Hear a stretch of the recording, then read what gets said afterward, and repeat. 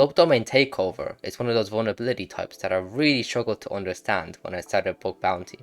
Any website that I found on search which didn't load in my browser was vulnerable in my opinion, which led me to chase a lot of red herrings and waste a lot of time. The main reason that I struggled to understand what subdomain takeover is that a lot of guides online that I read assume that you kind of already understand how DNS works before you learn subdomain takeover, which I clearly didn't. That's why in this video I'm going to do a comprehensive guide of what subdomain takeover is, from the foundations of DNS to basically how you can take over a subdomain using a live example. First of all, what is DNS? DNS, or domain namespace, is basically how our browser turns these domains, so a domain name like google.com, into an IP address it can connect with. Domain name itself tells our browser nothing, because we can't actually connect to a domain name. It's just kind of a temporary title. What we can connect to is servers. Servers have an IP address which is public, and that we can send a HTTP request to, which is a special kind of request that is sent to port 80. If you're confused about that, you can watch my previous episode on HTTP requests as well. So once we know the IP address, we can then send our HTTP request to that IP address. Well, figuring out what that IP address is a process known as DNS, and it's handled by DNS servers, which, as far as I know, are like the .com servers, the places that hold these like domain names. And they basically tell our browser for what domain name is the corresponding IP address. That's basically how the internet works. Phenomenal. So there's two records that we need to know about DNS. So DNS has these records, and each domain can define its own record. And these are informations that the browser will receive when it tries to access the website. So the first record here holds an IP address, which is called the A record, and this is the most important record. For example, if you go on google.com, google.com will have an A record, which will have its IP address. And then simply the domain name server, the DNS, will just return this IP address to the browser, and the browser will connect to the IP address. This is the simplest case. And I'm not going to talk about most of the records because they're not relevant for subdomain takeover, but you need to know this other one called CNAME record. And this is a record that allows a domain to point to a different domain. And when the DNS server requests information about a specific domain, so say google.com, if we actually wanted to display the contents of like example.com on google.com from that same domain, what we could do is set a CNAME record on our domain and then just point the google.com record to that other domain, and then the DNS server will just fetch the corresponding IP address. So the way it normally works is that there'll be like, I'll go out to the diagram here. So the way it will work is that, like our browser will make a request to our normal domain, and then the DNS record will get the information for that domain, see that there's an alias record there, so the CNAME record, and then go to the other domain, fetch the information for that, and then return the corresponding A record. So our browser will end up connecting to the IP address of the other server, therefore displaying its contents. So that's basically how this alias record works. If you didn't understand that yet, it's a bit hard to wrap your head around, but hopefully this next diagram will be a little clearer. So this is kind of how a CNAME record works, and this will lead on to subdomain takeover in a minute, where our browser will basically try and get the domain from the resolver and the DNS server. The DNS server will fetch the information for that domain. It will see that there's a CNAME record there, and then it'll fetch the information for a different domain. Okay. And then eventually it'll just connect. Yeah, okay. That's pretty obvious for now. So how does this lead into subdomain takeover though? Well, what if there's a website, our target website, like a vulnerable domain, say example.com for example, and it has a CNAME record pointing to an unowned domain currently. Well, if we could claim that domain, then this domain here would display the contents of it, and that's going to be under our control. That's one of the ways we can take over subdomains. If there's a CNAME record pointing to an unclaimed domain, then we can actually claim that domain ourselves, register it in DNS, and then from now on, that domain will display the information from our domain. Why is this important? Well, if we have a phishing link that we wanted to spread around users, what we could do is we could take over one of the domains that the company already uses, and then simply host our phishing website on that domain to make it look more legitimate. This will also bypass spam filters, because if the domain is already legitimate, like google.com, it's widely used. If we were able to take over one of those domains, then the spam filters wouldn't recognize it as a malicious website, since there's authenticity behind that domain. So that's one of the ways you could get around those filters. There's a couple other things we could do, but the main things are kind of phishing type attacks. Now, it's unlikely that the CNAME domain will be pointed to an unclaimed domain. What's more likely is that it'll be pointing to some kind of third-party servers. And this is where it gets more interesting. What's more likely is that this CNAME domain will be pointing to some kind of service, which is going to be hosting some kind of platform on the website's behalf.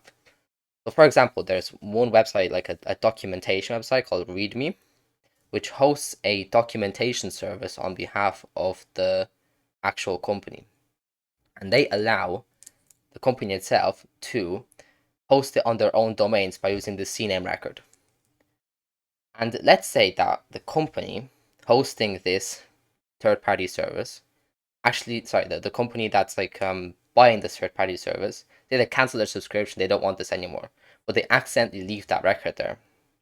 Well, someone could go on that third-party website and basically register themselves as a user, and then using that CNAME record on the third-party domain, they could register their own service there and then host their own content on them. And that's basically the same thing. You could take over that domain, then you can host your own content on it as the attacker to try and get some phishing details out of it. And that's the attack type that I'm going to demonstrate to you.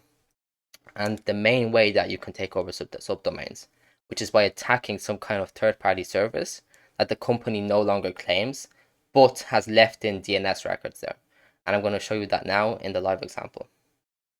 So here I'm on my bug bounty domain here, on the subdomain called vuln.jacobjen/bugbounty.de. You can go on this yourself if you want. I'm probably going to keep this up for a little bit.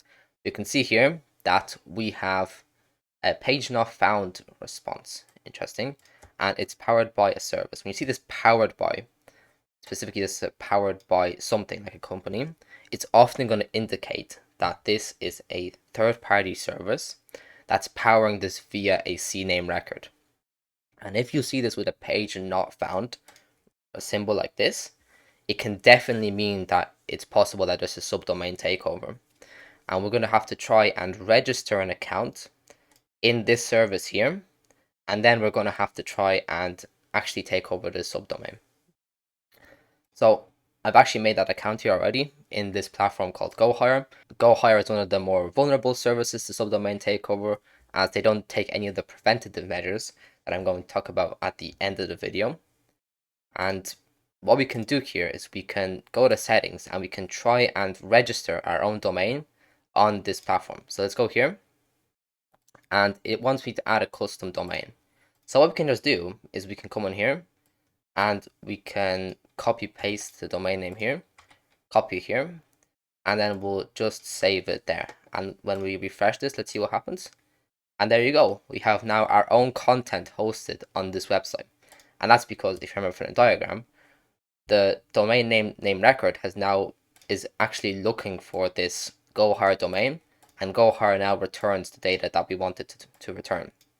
So it's returning our domain here. And there's no validation here, so if this actually happened on a target that you know, this would be vulnerable. So what can we do with that? Well, if we wanted to say use this record, we could say add a new job. We could say like a programmer. I don't know, say like put in a couple of things here. I don't know, street addresses, whatever. Put in like postcodes. Say like stuff like this. Hopefully we can just continue. And then if we publish it, oops, God's sakes. Okay, I had to fill in some of these details because the service was being a little bit annoying. But now, if I go in and I publish this job, and let's see this, and then I refresh, you can see that there's now a programmer job open. And we can obviously use this for some kind of phishing attacks. We can collect information on people, and this looks legitimate. This looks as if the actual company has created this, but it's actually just an attacker who's maliciously using the service to basically do phishing or some kind of attacks that they want to do. And that's the main vulnerability of subdomain takeover. You saw on the live example how it happened, and you see how an insecure service can be used to take over subdomains, and then how an attacker can basically manipulate that to host his own content, kind of seemingly on behalf of the company. Now, how can we prevent subdomain takeovers? By the way, no pressure, but if you've been watching some of my videos, you might have seen these kind of live applications that I always demo in my video to prove an example and prove that something works. And if you've enjoyed that, I actually have hands-on labs in the description that you can try out yourself. They're all online, just like the applications that I showcase in the video. There's no need to download anything or host anything on your computer. And they showcase a vulnerability that I've created and that you can find basically by going on the website and then testing. It's good to combine this practical knowledge with the theory you learned from this video.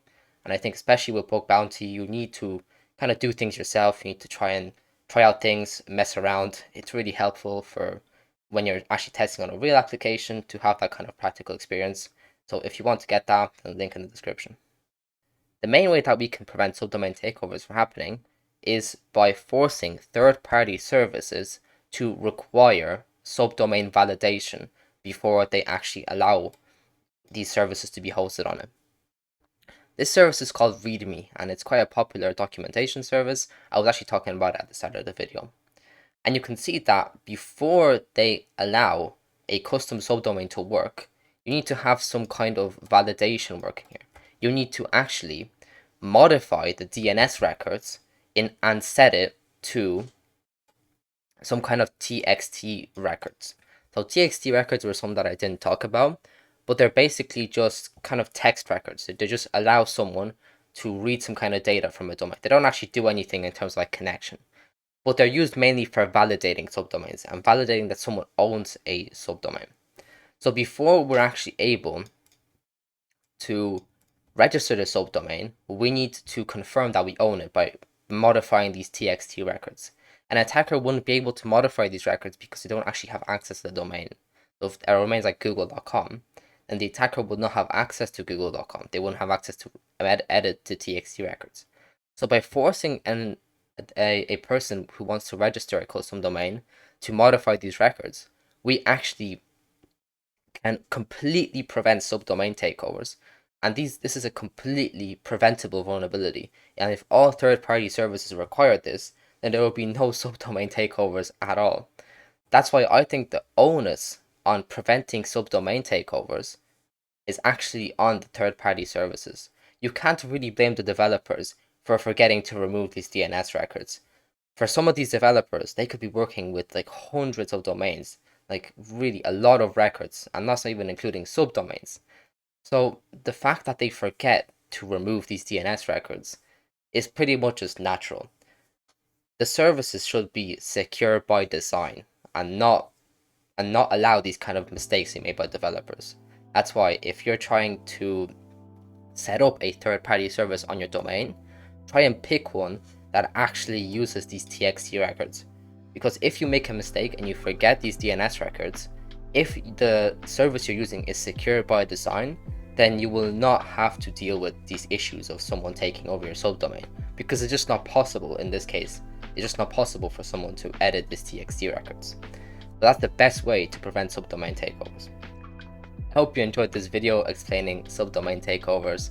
It was something that I was quite confused about when I started out in bug bounty, and I was wasting a lot of time on it. But hopefully after watching this video, you won't be like that. You won't be trying to take over any subdomain that doesn't load in your browser or returns a 404 request. I have labs in the description, so if you want to check them out, please do. Also, if you have any feedback, then please leave it in the comments below. If you've watched this far, you'll probably be one of 3 people who actually has reached this point. So congrats on you, you don't have a fucked up attention span as well. And I really appreciate your feedback since you're someone who actually watches my videos to the very end and enjoys them. So please leave them in the comments below. And anyway, thanks for watching and happy hunting.